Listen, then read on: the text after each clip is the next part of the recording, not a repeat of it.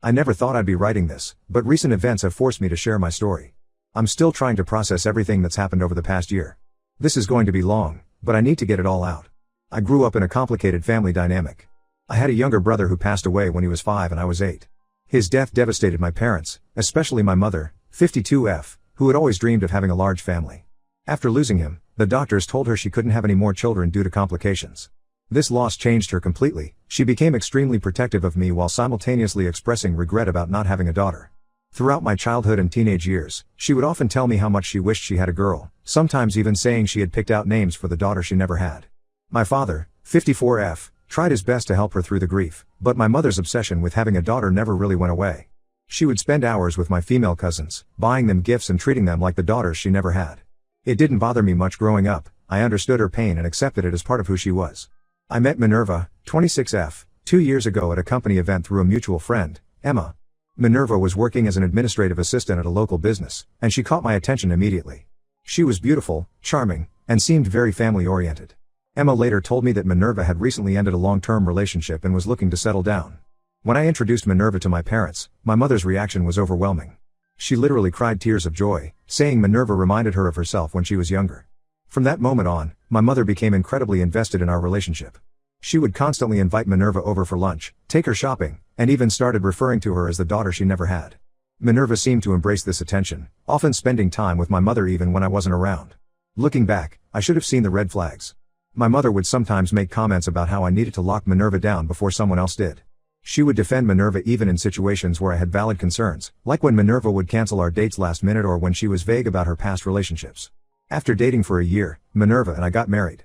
My mother insisted on paying for the entire wedding, saying she wanted her daughter to have the perfect day. She took over most of the planning, often making decisions without even consulting me. Minerva didn't seem to mind. In fact, she and my mother would spend hours discussing wedding details, sometimes even excluding me from conversations about my own wedding. The ceremony was small but elegant, just close family and friends. I noticed Minerva seemed distracted during the reception, constantly checking her phone, but I brushed it off as wedding day nerves. My father pulled me aside during the reception and asked if I was sure about the marriage, saying something felt off, but I was too caught up in the moment to really hear his concerns. The first 6 months of marriage were relatively smooth. Minerva quit her job because she wanted to focus on starting a family. I was making good money as a software developer, so I supported her decision. She talked about wanting to do volunteer work in the meantime, saying she wanted to give back to the community. I thought it was a great idea. It would give her something meaningful to do while we worked on starting our family. Things started changing when her old friend Jake, 27M, moved back to town. Minerva mentioned they had been close friends in high school but lost touch when he moved away for college. At first, she would meet him for coffee occasionally, saying she was helping him readjust to being back in town. My mother encouraged these meetings, saying it was wonderful that Minerva was helping an old friend. But then the coffee meetings became more frequent. Minerva started coming home late, sometimes smelling like alcohol, making excuses about helping Jake with various things, helping him shop for furniture, helping him navigate the local social scene, helping him deal with family issues. When I expressed concern about how much time she was spending with him, my mother actually defended Minerva, saying I was being controlling and that Minerva was just being kind to someone who needed help adjusting to being back home. My father tried to warn me again, pointing out how Minerva's behavior had changed, but my mother shut him down immediately. She accused him of trying to create problems in my marriage and said he was just jealous of how close she and Minerva had become. This caused several arguments between my parents, with my mother always taking Minerva's side. The truth came out in the worst possible way. One day, I came home early from work because I wasn't feeling well. I found Minerva and Jake in our bed. What made it even worse was that they didn't even seem that surprised or ashamed when I walked in. Minerva actually had the audacity to say, "I guess we need to talk." I packed a bag immediately and went to my parents' house, expecting support and comfort. Instead, I found my mother more concerned about Minerva than about me. She kept saying things like everyone makes mistakes and you need to forgive her for the sake of your marriage. She actually called Minerva while I was still sitting there, telling her to come over so we could work things out. 2 weeks later, Minerva announced she was pregnant. I was immediately suspicious about the timing since we hadn't been intimate for almost 2 months before I caught her cheating. When I expressed my doubts about the paternity, my mother exploded in a way I'd never seen before. She said I was being cruel and that regardless of who the father was, I needed to step up and take responsibility because DNA doesn't matter, family is family. I filed for divorce immediately, but Minerva fought it with my mother's full support, both emotionally and financially. To my absolute shock and horror, my mother actually testified against me in court, claiming I was an absent husband who drove Minerva to seek comfort elsewhere. She told the judge that Minerva's baby deserved a stable home and that I had the means to provide for them both. My mother even offered to help pay Minerva's legal fees, using money from her retirement savings to do so. My father tried to reason with my mother, but she wouldn't listen. She kept insisting that this baby was her chance to finally have the granddaughter she always wanted, regardless of biology. The judge ordered a paternity test once the baby was born, but my mother continued to support Minerva throughout her pregnancy, buying baby clothes and helping her set up a nursery in my old bedroom at their house. This whole situation has torn my family apart. My father barely speaks to my mother now, and I'm still trying to understand how my mother could betray me like this. The paternity test is scheduled for after the birth, but my mother insists it doesn't matter what the results show. She expects me to be a man and raise this child regardless. Update 1: The situation has gotten significantly worse since my last post, and I need to get this off my chest. 2 days after my original post, Minerva moved in with my parents because she claimed she had nowhere else to go. Her lease was up on her old apartment, and she said she couldn't afford a new place since she wasn't working. Jake apparently wanted nothing to do with the pregnancy and blocked her number. When I heard this through my father, I wasn't surprised. Jake had a reputation for running away from responsibility, something I later learned was a major pattern in his life. My mother completely reorganized their house to accommodate Minerva. She turned my old bedroom into a nursery, spending thousands of dollars on baby furniture, clothes, and decorations. She even started a baby fund using money she and my father had been saving for their retirement. When my father objected to this, she told him he was being selfish and that this baby needs to be our priority now. The situation at family gatherings has become unbearable. My mother has been parading Minerva around at every family function, introducing her as her pregnant daughter and telling everyone how excited she is about her first grandchild. She's even started a group chat with all the female relatives to plan a baby shower, completely ignoring the fact that I'm in the middle of divorcing Minerva and the baby might not even be mine. Last week, I received some devastating information from Emma, the mutual friend who initially introduced me to Minerva. She called me, clearly upset, and said she couldn't keep quiet anymore. According to Emma, Minerva and Jake had been having an affair for months before I caught them. They would meet at his apartment during her supposed volunteer work at the local community center. Minerva had never actually done any volunteer work, it was all a cover for her meetings with Jake. But the most shocking part of Emma's revelation was that my mother knew about the affair. Emma had seen my mother, Minerva, and Jake having lunch together at a cafe about 2 months before I caught them. When Emma approached their table, my mother seemed embarrassed but quickly recovered, introducing Jake as Minerva's old friend who's helping her with some community projects. I couldn't believe what I was hearing. I drove to my parents' house immediately to confront my mother. To my surprise, she didn't even try to deny it. She admitted knowing about Minerva and Jake's affair for at least 2 months before I found out. Her justification was that she didn't tell me because she was afraid I would leave Minerva and abandon the baby. This was before we even knew Minerva was pregnant. My mother's explanation was like a knife to my heart. She said she had always wanted a daughter and grandchildren, and that Minerva's pregnancy was a blessing in disguise regardless of how it happened. She actually told me that she saw this as her second chance at having the daughter she always wanted, and that she wasn't going to let my pride get in the way of that. When I asked her how she could betray her own son this way, she said something that will haunt me forever. Sometimes being a mother means making hard choices. Minerva needs me more than you do right now. She seemed to have completely convinced herself that supporting Minerva was the right thing to do, regardless of how much it hurt me. My father was in the garage during this conversation, but he heard everything. He came in looking more angry than I've ever seen him. He confronted my mother about keeping Minerva's affair secret, asking her how she could do this to their son. My mother's response was to accuse him of never understanding her pain of losing a child and never having a daughter. She said he couldn't possibly understand what this meant to her. My father moved into the spare bedroom that night and barely speaks to her now. He calls me daily to check on me and apologizes constantly for not seeing this situation more clearly from the beginning. He's talking about selling their house. He says he can't live under the same roof as my mother anymore. The rest of our family is divided over this situation. Some relatives, particularly the older generation, support my mother's stance about family being family and think I should step up regardless of the paternity. Others are disgusted by my mother's betrayal and have stopped speaking to her altogether. My aunt, my mother's sister, actually told me that my mother's behavior reminds her of how she acted after my brother died, completely irrational and unwilling to listen to reason. Minerva has been telling everyone who will listen that I'm the father and that I'm abandoning her and the baby. She's playing the victim perfectly, posting tearful updates on social media about how hard it is to be a single mother-to-be. My mother supports her narrative, making me look like the villain who abandoned his pregnant wife over a simple mistake. I've lost friends over this. People I've known for years have taken Minerva's side, believing her version of events. Some have stopped speaking to me entirely, while others send me messages telling me I need to man up and take responsibility. My mother has been fueling this by telling people that I'm being stubborn and cruel, refusing to support my wife and child during a difficult time. The stress is affecting every aspect of my life. I've had to take time off work because I couldn't focus. My boss has been understanding, but I know this can't continue indefinitely. I've started seeing a counselor to help me process this betrayal, but it's hard to move forward when the situation keeps getting worse. Yesterday, Minerva announced on social media that she's having a girl. My mother shared the post, adding a long comment about how blessed she is to finally have a granddaughter and how she can't wait to share all the mother-daughter experiences she never got to have. She didn't even acknowledge that the paternity is in question or that I'm her actual child who's hurting through all of this. I'm trying to stay strong and wait for the paternity test, but watching my mother choose my cheating ex-wife over me is breaking my heart. The woman who raised me, who taught me about honesty and integrity, is now actively helping someone who betrayed me and might be trying to trap me into raising another man's child. The baby is due in 4 months, and I honestly don't know how much worse this situation can get before then.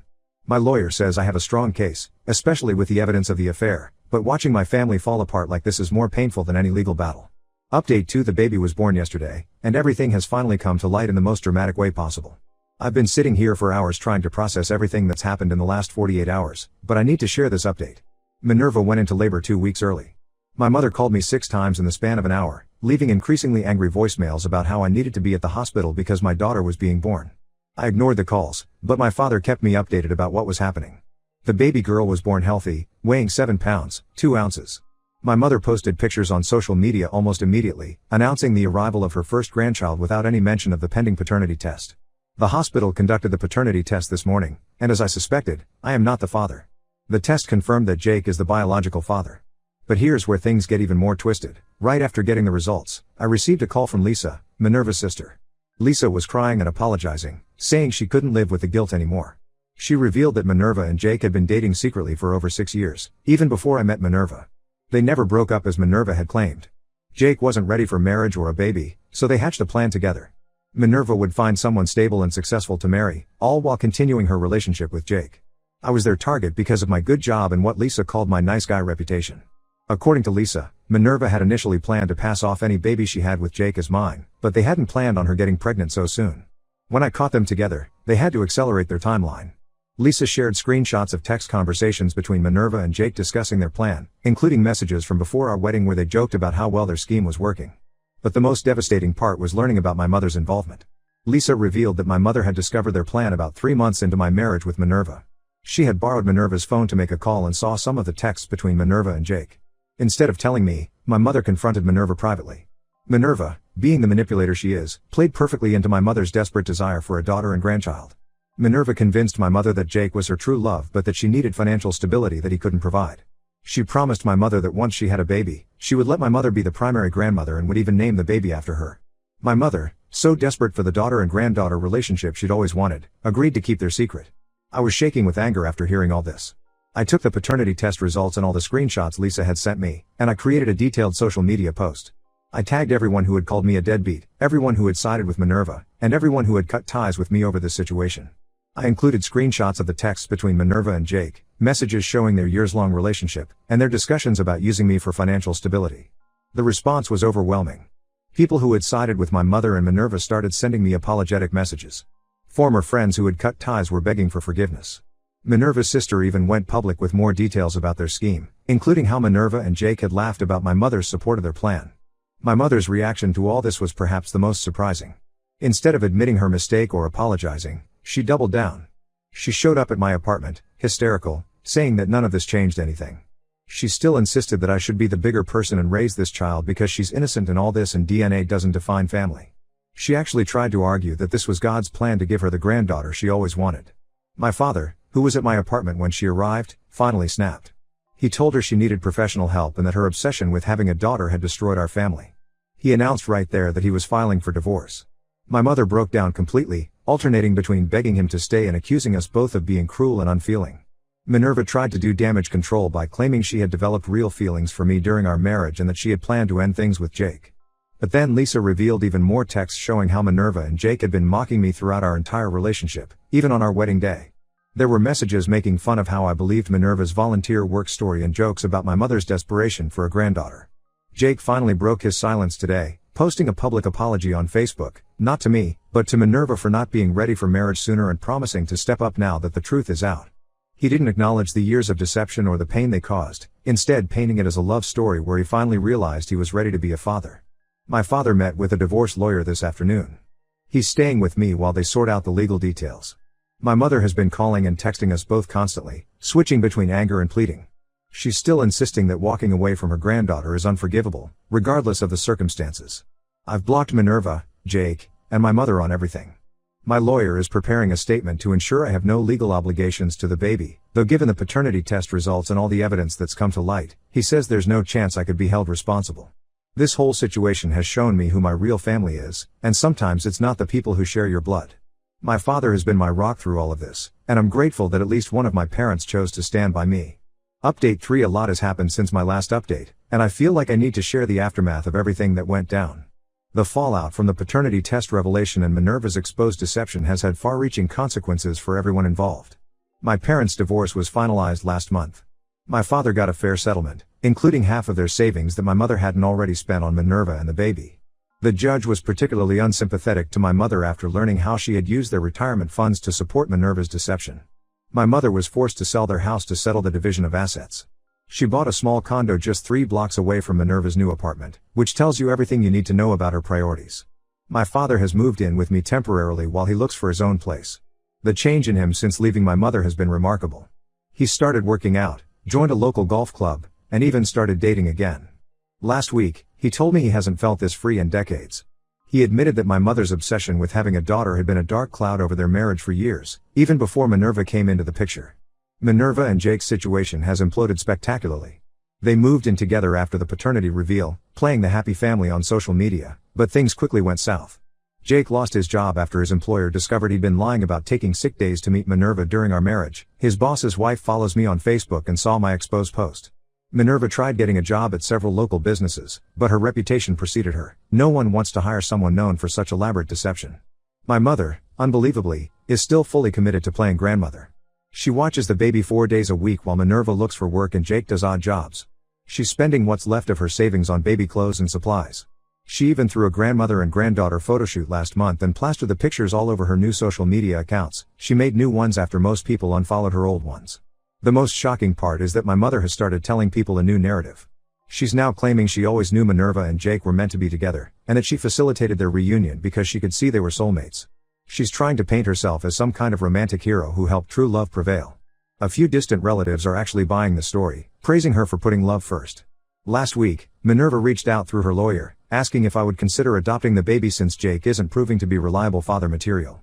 She had the audacity to suggest that since I almost was the father anyway, I should step in now that Jake is struggling to provide.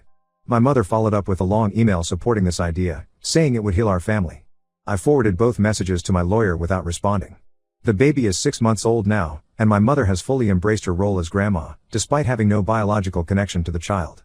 She's created an entire Instagram account dedicated to posting daily pictures of the baby, with captions about her granddaughter. She even hired a professional genealogist to try to find some distant connection between our families to justify her claim to grandmotherhood. My father's divorce lawyer recently told us that my mother has been borrowing money from various relatives, claiming it's for family emergencies. We've since learned she's been giving this money to Minerva and Jake to help them make rent and buy baby supplies. Several family members have cut contact with her after discovering this deception. I've maintained complete no contact with my mother, Minerva, and Jake. I blocked every phone number and social media account they might use to reach me. They've tried to get messages to me through mutual acquaintances, but I've made it clear that anyone who acts as their messenger will also be cut off. My mother still sends cards and letters to my office, since she can't get my home address, begging me to reconcile with my sister. She's now referring to Minerva as my sister, which is a whole new level of disturbing, and accept my niece. Yes, she's really trying to reframe her relationship to the baby this way. Every letter goes straight into the shredder. The silver lining in all of this is that my father and I have become closer than ever. We have dinner together several times a week, and he's been my strongest supporter throughout this whole ordeal. He's helped me see that my mother's behavior isn't my fault and that her issues run much deeper than this situation with Minerva. I've started dating again recently, very casually, and I'm focused on my career. I got another promotion at work, and I'm planning to buy a house in a different neighborhood, further away from my mother's new condo. My father plans to move to the same area once he finds a place. Some people have suggested that I should try to forgive my mother, saying she's acting out of grief and trauma from losing my brother all those years ago. But watching her actively choose to support the people who deceived and betrayed me, and then try to rewrite history to justify her choices, has shown me who she really is. Some bridges, once burned, should stay broken. This will probably be my final update. I'm ready to close this chapter of my life and move forward without the toxic influence of my mother and the constant drama of Minerva and Jake's lies. Thank you to everyone who supported me throughout this journey.